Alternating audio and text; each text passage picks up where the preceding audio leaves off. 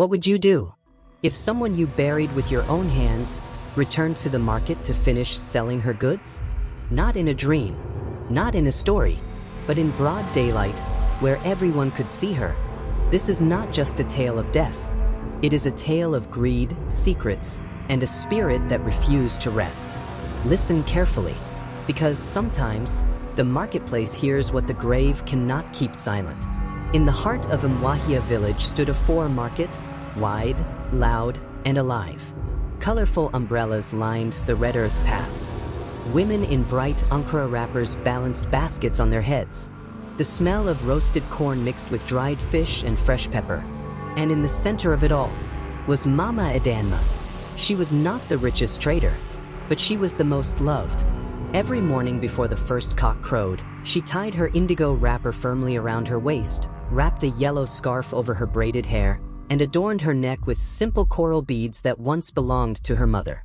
Her stall was always the busiest. Fresh okra, shiny garden eggs, pumpkin leaves sprinkled with water to keep them crisp. But what drew people to her was not just her produce. It was her heart.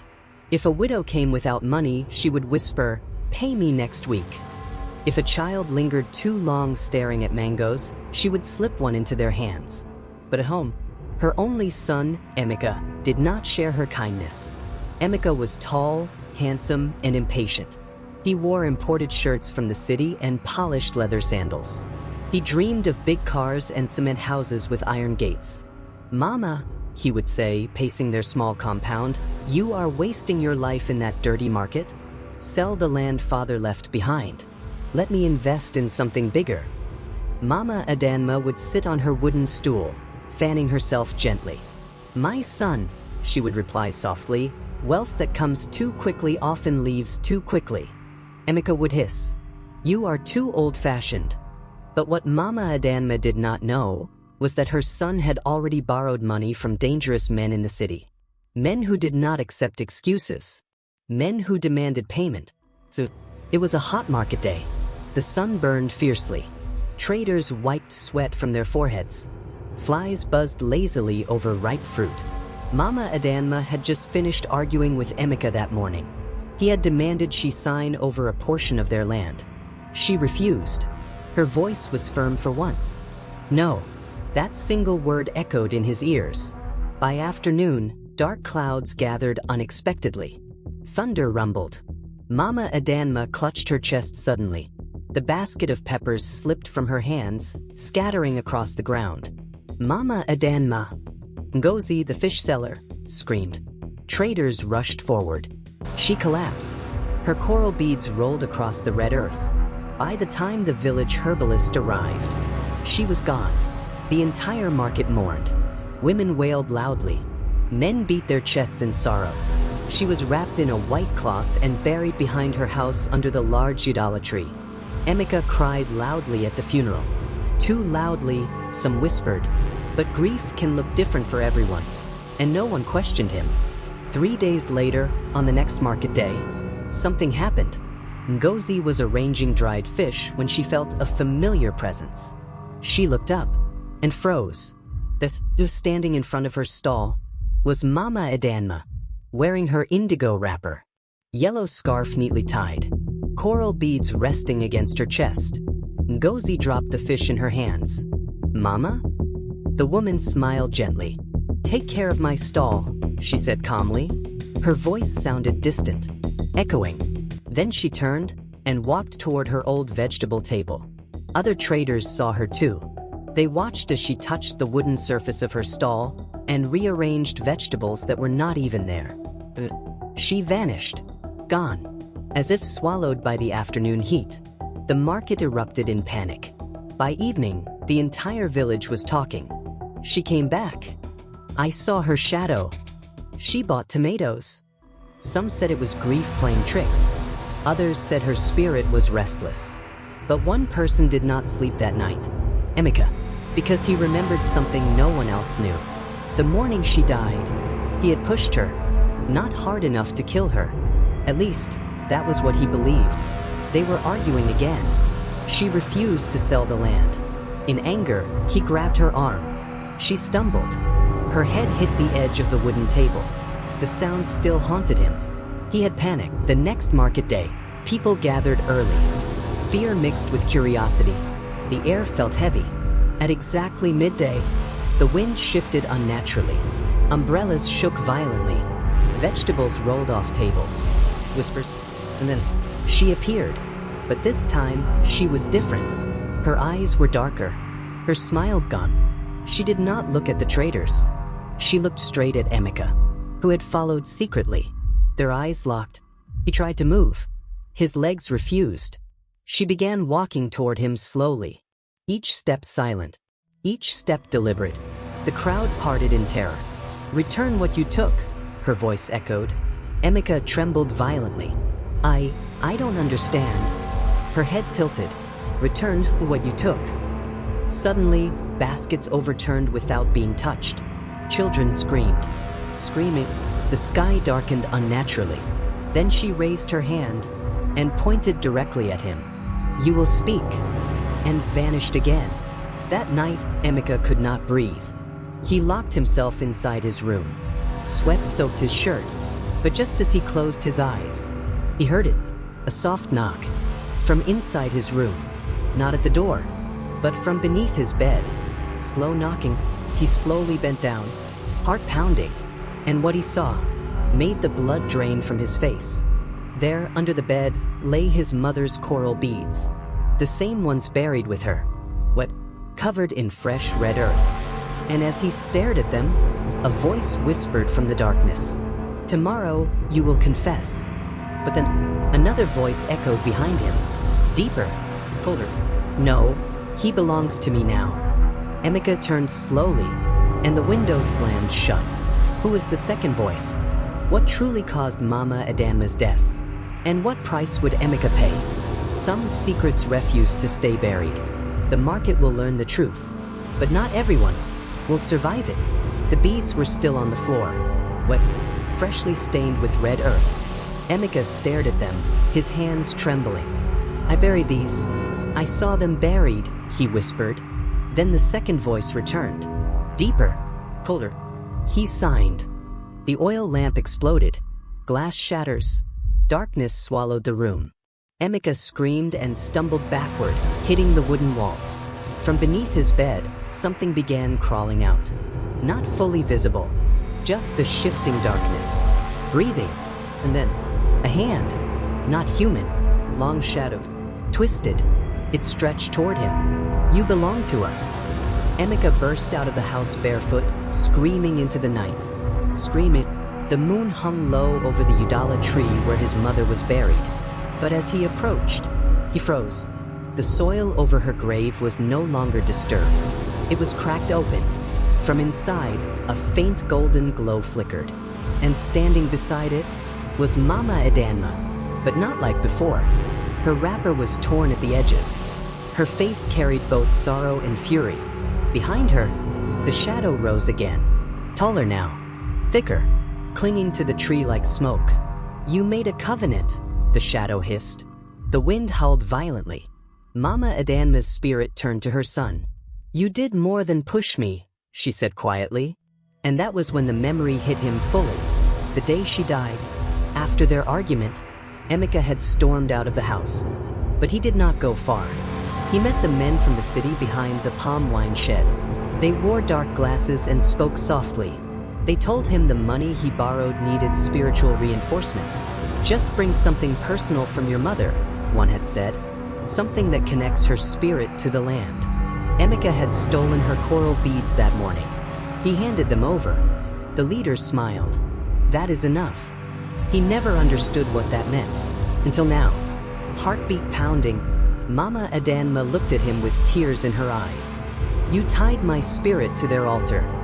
The shadow laughed. She was payment. The next market day, the sky turned an unnatural shade of gray. Traders felt it, an unease, a heaviness. At exactly midday, Mama Adanma appeared again. But this time she was not alone. The shadow stood beside her, fully formed, tall as a palm tree. Its eyes burned like charcoal. Umbrellas flipped. Stalls cracked. Tomatoes rolled across the red earth like spilled blood. Children screamed and ran. The shadow's voice boomed across the market. The debt is unpaid.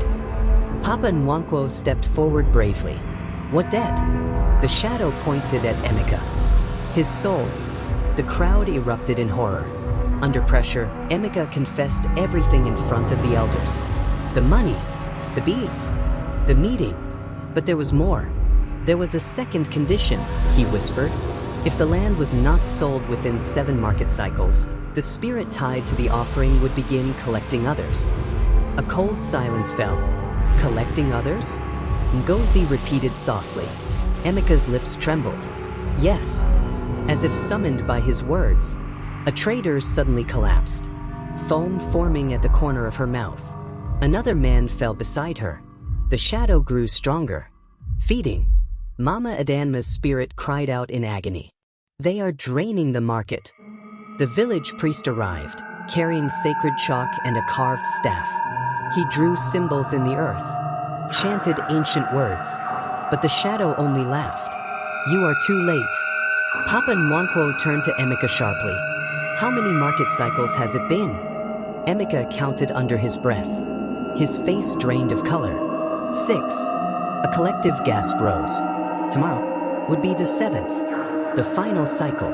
If the land was not surrendered or the debt repaid, the shadow would claim not just Emeka, but the entire market. Mama Adanma floated closer to her son, her glow flickering weakly. You must break the covenant, she whispered. How? He cried desperately. The shadow answered before she could. Return what was taken with blood. The ground beneath them trembled, earth rumbling. The priest shook his head. It demands sacrifice. Emeka fell to his knees. I will give myself. The shadow hissed in delight. But one soul is no longer enough. The villagers backed away in fear. The wind intensified again. The Yadala tree began shedding leaves violently. And then, Mama Adanma's spirit did something unexpected. She stepped fully between her son and the shadow. Her form burned brighter than ever before. You will not have him. The shadow roared in fury.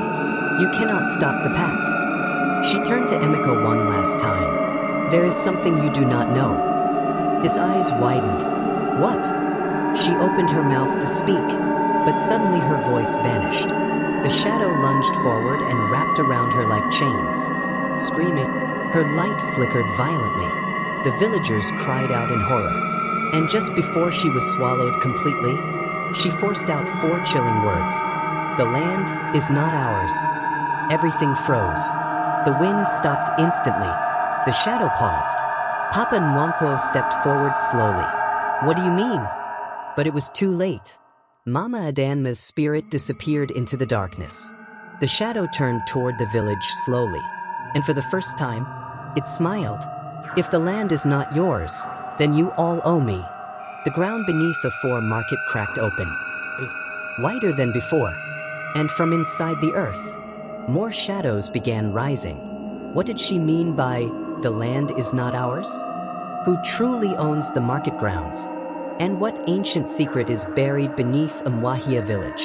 Tomorrow is the 7th market cycle, and if the truth is not uncovered before sunrise, the entire village will belong to the darkness.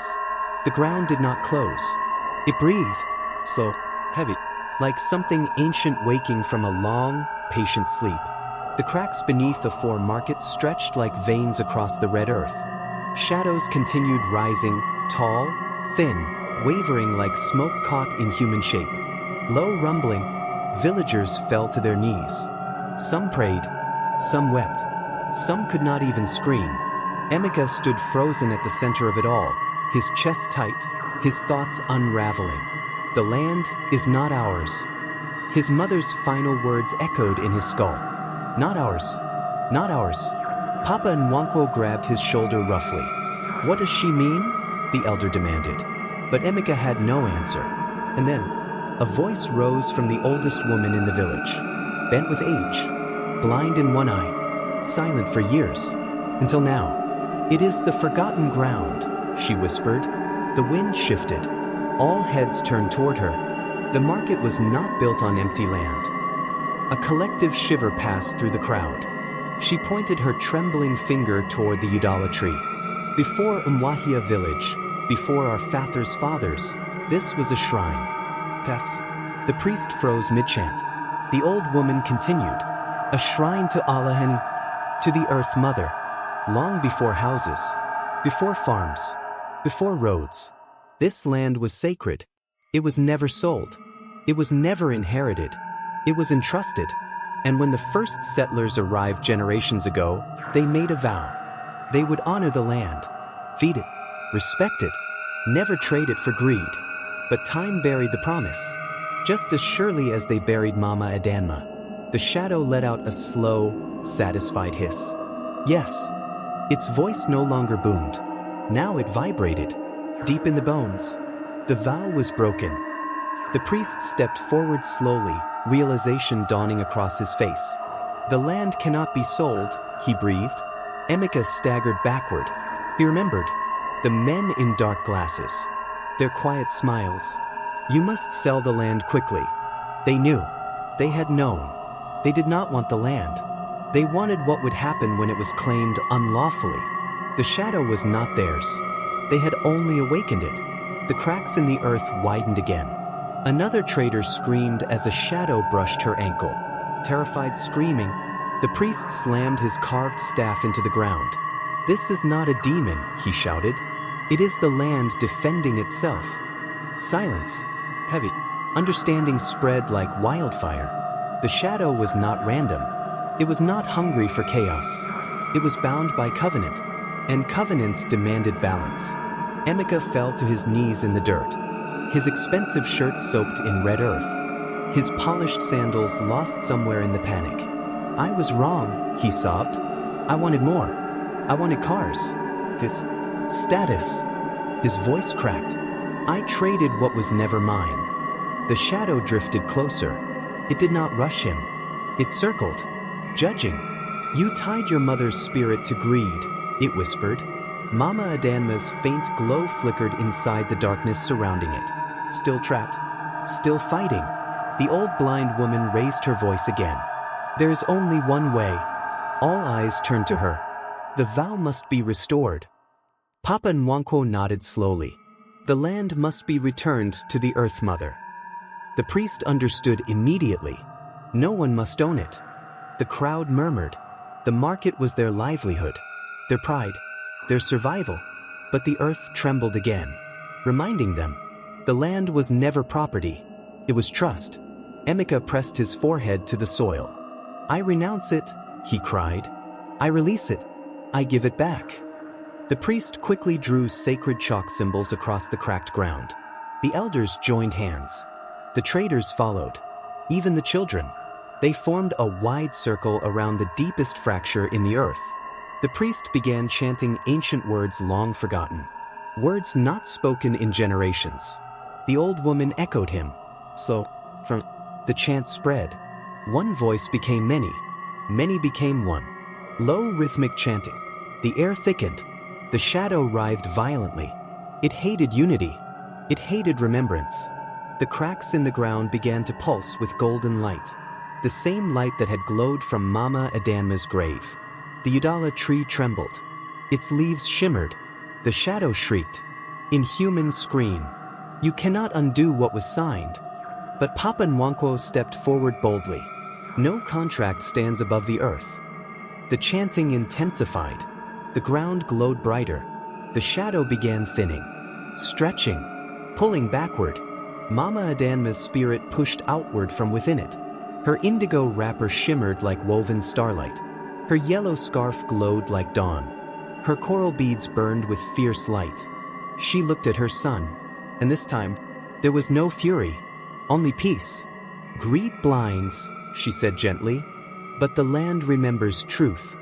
With one final unified shout, the villagers pressed their palms to the earth. Ife Allah, honor the land. The golden light erupted upward like sunrise breaking through night. The shadow let out one final roar, and shattered, not into pieces, but into dust, blown away by a wind that felt clean. The cracks in the earth sealed slowly, the red soil smoothing over as if nothing had happened. Mama Adanma's spirit stood free now. Radiant. She touched Emeka's forehead gently. You must live differently, she whispered. I will, Mama, he cried. Her glow began fading. Softly. Naturally. Like sunset. And this time, she did not vanish in anger. She dissolved into light. The Udala tree stood still. Whole again. Morning light broke over Umuahia village. The 7th market cycle arrived quietly. No shadows rose. No wind howled. Only birds. Only life. The elders gathered and made a declaration. Afor Market would no longer be owned land. It would belong to the community. No buying. No selling. No personal claim. Only stewardship. Emeka sold his city dreams. Not the land. He used his skills to improve the market honestly. Built better stalls. Stronger roofs. Clean water systems. He wore simpler clothes. Walked barefoot often. And every market morning, before any sale, he poured a small libation into the earth. For what we almost forgot, he would say. And beneath the Udala tree, if you stand very quietly, you may feel warmth in the soil. Not anger. Not hunger. But approval. Because some spirits do not haunt. They guard. And some land is not meant to be owned. Only honored. So this is the end. If you enjoyed this video, please do not forget to subscribe, like, and share. Also click the notification bell for future updates. Thanks for watching, and see you in the next video.